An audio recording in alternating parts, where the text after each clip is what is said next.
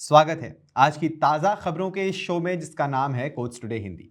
मेरा नाम है सैयद आमिर हुसैन। आइए बिना किसी देरी के आज की सुर्खियों से शुरू करें। भारतीय कम्युनिस्ट पार्टी ने वक्फ संशोधन अधिनियम 2025 को चुनौती देते हुए सुप्रीम कोर्ट में रिट याचिका दायर की। राज्यपाल जब असंवैधानिकता के आधार पर विधेयक सुरक्षित रखते हैं तो राष्ट्रपति को एससी यानी सुप्रीम कोर्ट से राय लेनी चाहिए, ऐसा सुप्रीम कोर्ट ने कहा। समय के साथ संबंध विकसित हो सकता है। आंध्र प्रदेश हाई कोर्ट ने मां की हत्या के मामले में गवाह बने बेटे के पिता को मुलाकात के अधिकार दिए। यूपी कोर्ट ने उद्घोषणा आदेश में मैजिस्ट्रेट को आरोपी समझने वाले पुलिसकर्मी के खिलाफ जांच की सिफारिश की। संविधान की रक्षा का एकमात्र तरीका यह है कि इसका पालन किया जाए, अन्यथा ये मर जाएगा।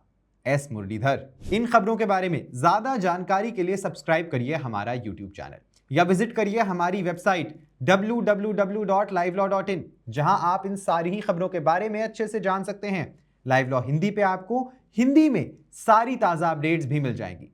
अगर आपको ये वीडियो पसंद आया है तो इसे लाइक करिए और कमेंट करिए अपने व्यूज। हमें यूट्यूब पर सपोर्ट करने के लिए हमारे वीडियो को शेयर करिए।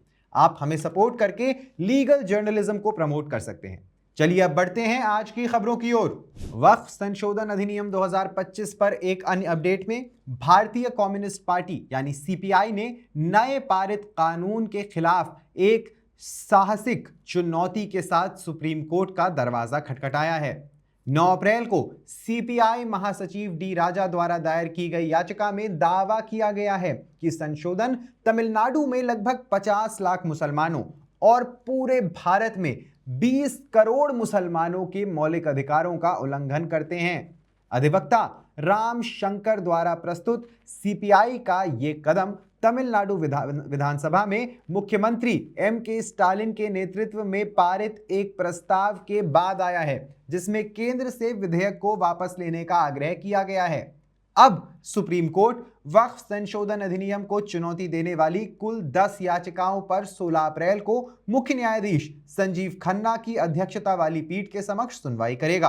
तमिलनाडु के राज्यपाल मामले में सर्वोच्च न्यायालय के निर्णय से एक प्रमुख निष्कर्ष ये निकला कि जब राज्यपाल किसी विधेयक को असंवैधानिकता के आधार पर राष्ट्रपति की स्वीकृति के लिए सुरक्षित रखते हैं तो राष्ट्रपति को अनुच्छेद 143 के तहत सर्वोच्च न्यायालय की राय लेने के लिए विवेकपूर्ण तरीके से पूछना चाहिए।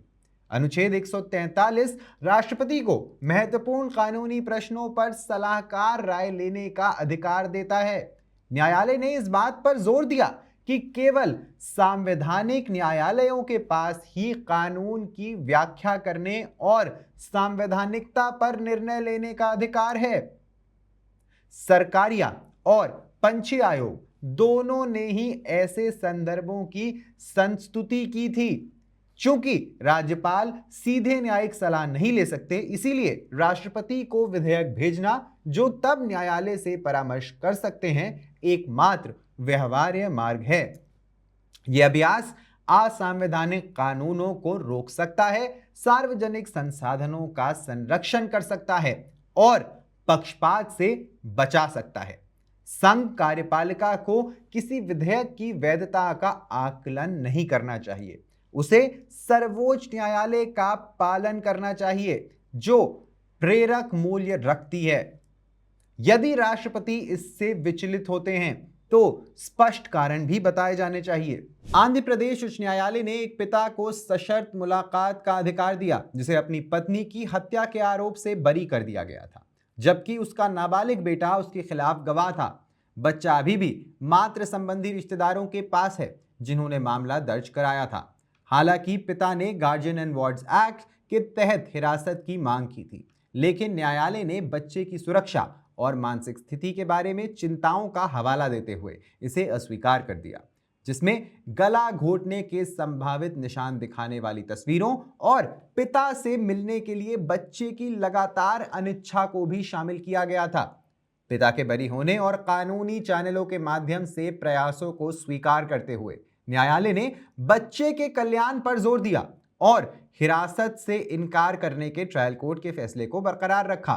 हालांकि पिता पुत्र के बंधन को बनाए रखने के लिए इसने माता पिता दोनों के स्नेह के लिए बच्चे के अधिकार पर यशिता साहू बनाम राजस्थान राज्य में सर्वोच्च न्यायालय के रुख का हवाला देते हुए सीमित मुलाकात के अधिकार दिए।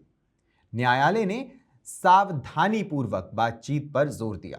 उम्मीद है कि समय के साथ गलतफहमियां दूर हो सकती हैं और हिरासत की अपील को खारिज भी कर दिया गया। उत्तर प्रदेश के फिरोजाबाद जिले में एक पुलिस अधिकारी ने चोरी के मामले में उद्घोषणा आदेश का पालन करने का प्रयास करते समय मैजिस्ट्रेट को ही आरोपी समझ लिया। सब इंस्पेक्टर बनवारी लाल ने न केवल अतिरिक्त मुख्य न्यायिक मैजिस्ट्रेट नगमा खान द्वारा धारा 82 सीआरपीसी के तहत जारी उद्घोषणा आदेश को गैर जमानती वारंट यानी नॉन बेलेबल वारंट समझ लिया, बल्कि वो वास्तविक आरोपी राजकुमार उर्फ पप्पू के बजाय अतिरिक्त सीजेएम को खोजने में भी असफल रहा।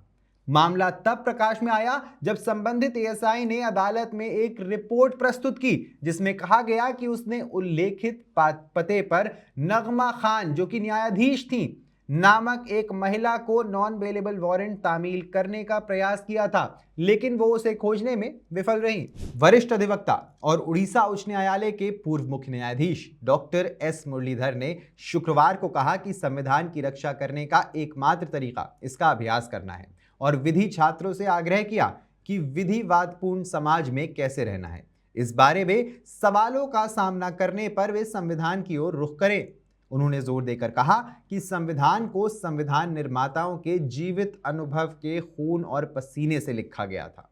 इसे बचाने का एकमात्र तरीका इसका अभ्यास करना है, अन्यथा ये मर जाएगा।